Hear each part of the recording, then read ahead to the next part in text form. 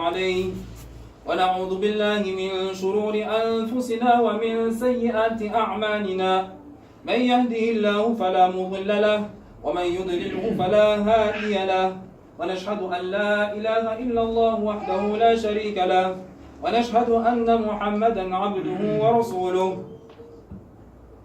Alhamdulillah, les louanges sont à Allah subhanahu wa ta'ala, et que la bénédiction d'Allah subhanahu wa ta'ala soit sur le prophète Muhammad sallallahu alayhi wa sallam.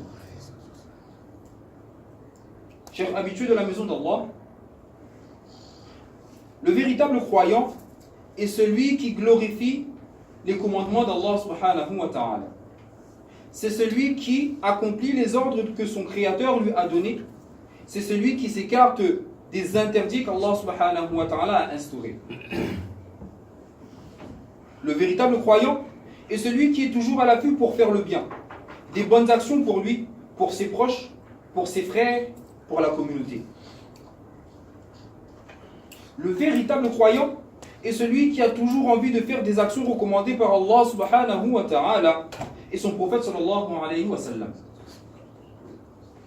Le véritable croyant est aussi celui qui déteste les choses immorales. Il déteste la désobéissance à Allah subhanahu wa ta'ala pour lui et pour les autres et pour la communauté. Le véritable croyant est celui qui fait des efforts sur son âme, sur son ego pour ne pas tomber dans les choses détestées par Allah subhanahu wa ta'ala et son prophète sallallahu alayhi wa sallam.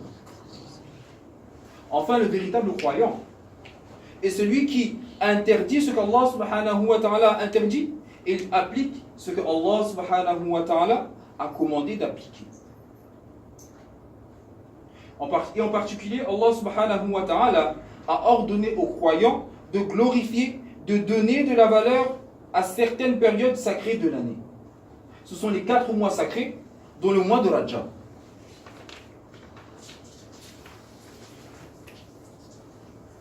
Allah subhanahu wa ta'ala dit dans le Coran: le nombre de mois auprès d'Allah est de 12 mois, dans la prescription d'Allah, le jour où il créa les cieux et la terre. 4 d'entre eux sont sacrés. Telle est la religion droite. Durant ces mois, ne faites pas de tort à vous-même. Et Abdullah ibn Abbas explique ce verset en disant: Allah a spécifié 4 mois de l'année. Il les a rendus sacrés. Il a donné encore plus de valeur au commandement d'Allah pendant cette période sacrée. C'est-à-dire que commettre un péché pendant cette période est encore plus grave. Et faire une bonne action pendant ces mois sacrés offre une meilleure récompense. C'est pourquoi, chers croyants, stoppons les actes de désobéissance à Allah subhanahu wa ta'ala et multiplions les bonnes actions pendant les mois sacrés et en particulier pendant le mois de Rajab. Et parmi les adorations à appliquer toute l'année et intensifiées pendant le mois sacré, il y a le repentir à Allah subhanahu wa ta'ala, le fait de faire istighfar. Te repentir à Allah subhanahu wa ta'ala, en vérité, c'est te sentir coupable de ce que tu as fait et d'admettre que tu as été négligent envers Allah subhanahu wa ta'ala. Se repentir, cher croyant, c'est que ton cœur soit rempli d'humilité et que ta langue s'exprime en disant: je n'ai pas d'autre Dieu que toi, ô Allah subhanahu wa ta'ala, qui puisse accepter mon repentir, ya Rabb al-Alamin. Et qui peut être clément envers moi si toi tu ne l'es pas avec moi? Chers croyants, peut-être que certains parmi nous pourraient se dire: pourquoi devrais-je me repentir?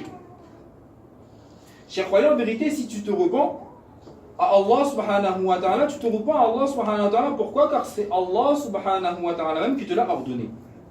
Allah subhanahu wa ta'ala dit dans le Coran: ô vous qui avez cru, repentez-vous à Allah d'un repentir sincère. Il se peut que votre Seigneur vous efface vos fautes et qu'il vous fasse entrer dans des jardins sous lesquels coulent des ruisseaux. Le repentir, en vérité, n'est pas réservé aux pervers et aux criminels. Bien au contraire, il est destiné à tous les croyants, comme le souligne ce verset. Le prophète sallallahu alayhi wa sallam lui-même, à qui Allah subhanahu wa ta'ala a pardonné les fautes passées et futures, a dit: ô gens, repentez-vous à Allah et implorez de lui votre absolution. Je me repens moi-même 100 fois par jour, rapporté par Muslim. Deuxième raison de se repentir, chers croyants, lorsque tu te repens, Allah subhanahu wa ta'ala, tu te repens pourquoi? Car Allah subhanahu wa ta'ala aime ceux qui se repentent à lui. Allah subhanahu wa ta'ala aime ceux qui reviennent à lui en demandant pardon. Donc, repens-toi à Allah subhanahu wa ta'ala jusqu'à ce que ton Seigneur se réjouisse de toi, que les anges soient heureux pour toi, que tes pages de mauvaises actions redeviennent blanches, que tu sois élevé en degré, que ta tombe soit élargie, que ce soit pour toi un avant-goût du paradis, et que ta valeur auprès d'Allah subhanahu wa ta'ala augmente.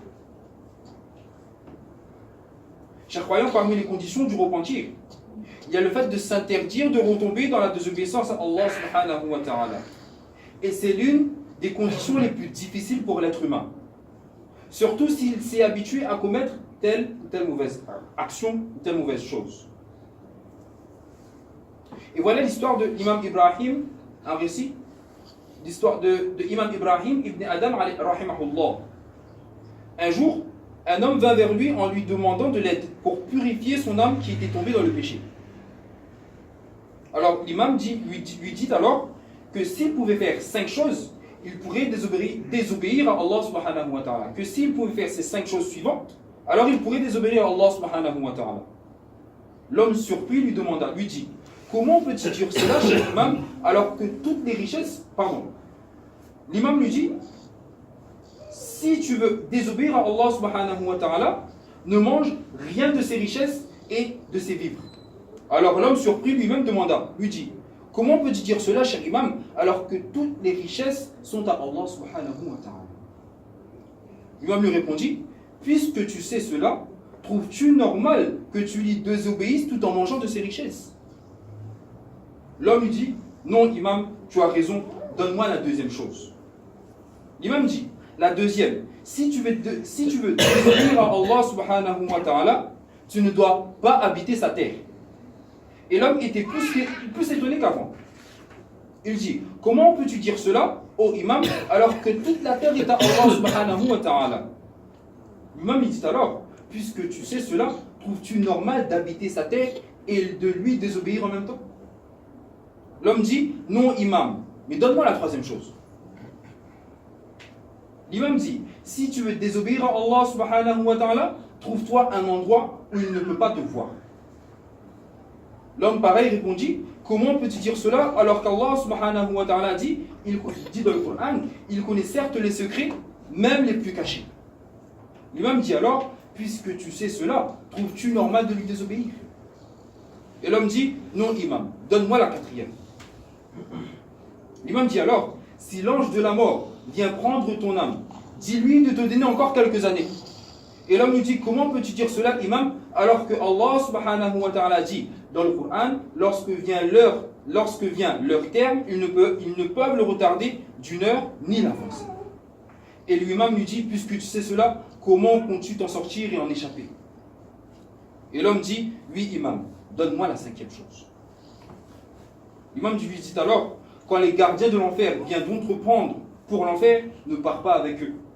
Quand l'homme écouta ceci, il pleura et dit, arrête ô imam, je me repens à Allah, et cet homme-là même, ce dernier, finit sa vie dans la droiture, l'invocation et l'adoration d'Allah.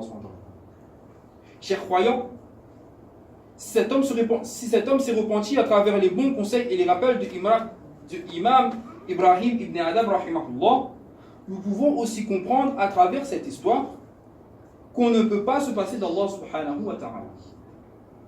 On ne peut pas marcher dans le chemin obscur sans la lumière d'Allah subhanahu wa ta'ala. Et si Allah subhanahu wa ta'ala nous a abandonnés, alors nous périrons. Alhamdulillah rabbil alamin. Allah subhanahu wa ta'ala nous donne tawfiq de comprendre ces quelques paroles, de le mettre en pratique, de s'en inspirer. Qu'Allah subhanahu wa ta'ala nous donne tawfiq de profiter de ces derniers jours du mois de Rajab, de Sha'ban aussi, et de Ramadan qui arrive bientôt. بارك الله لنا ولكم في القرآن العظيم. بسم الله الرحمن الرحيم. يا الله يا رحمن يا رحيم يا حي يا قيوم برحمتك نستغيث. اللهم لك الحمد كله ولك الشكر كله. اللهم صل على سيدنا محمد وعلى آل سيدنا محمد وبارك وسلم. اللهم إنك عفو كريم رحيم تحب العفو فاعف عنا يا كريم فاعف عنا يا رحيم فاعف عنا يا ذا الجلال والإكرام. اللهم بارك لنا في رجب وشعبان وبلغنا رمضان. اللهم بارك لنا في رجب وشعبان وبلغنا رمضان. اللهم بارك لنا في رجب وشعبان وبلغنا رمضان. اللهم إنك عفو كريم رحيم تحب العفو فاعف عنا يا كريم، فاعف عنا يا رحيم، فاعف عنا يا ذا الجلال والإكرام. اللهم اغفر لي وللمؤمنين والمؤمنات والمسلمين والمسلمات الأحياء منهم والأموات برحمتك يا أرحم الراحمين. جزا الله عنا سيدنا محمدا صلى الله عليه وسلم ما هو أهله. إن الله وملائكته يصلون على النبي يا أيها الذين آمنوا صلوا عليه وسلموا تسليما. اللهم صل على سيدنا محمد وعلى آل سيدنا محمد وبارك وسلم. فسبحان ربك رب العزة عما يصفون وسلام على المرسلين والحمد لله رب العالمين. أقيموا الصلاة. الله أكبر الله أكبر الله أكبر.